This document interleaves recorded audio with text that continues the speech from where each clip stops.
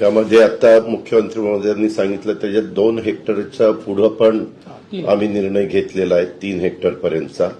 त्याच्यामुळे काही शेतकऱ्यांच्या मनात अशी शंका येण्याची शक्यता आहे की आपल्याला 2 हेक्टर आणि तो वरचा सगळा भार राज्य सरकारने उचललेला आहे. कारण 2 हेक्टर पर्यंत एनडीआरएफ एसडीआरएफच्या संदर्भातले नॉर्म्स असतात.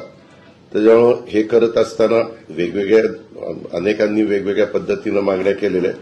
पण या सगळ्याच्या मध्ये कुठल्याही परिस्थितीत त्या शेतकऱ्याला उभं करायचंच असा निर्णय राज्य सरकारने घेऊन ह्या सगळ्या गोष्टी अंमलात आणण्याच्या करता आपण हे पॅकेज हे जाहीर केलेलं आहे. आणि ज्यात खूप बारकाईनं विचार करून कुठलाही घटक हा वंचित राहणार नाही ह्याबद्दलची पण काळजी राज्य सरकारने हे पॅकेज जाहीर करत असताना केलेलं आहे.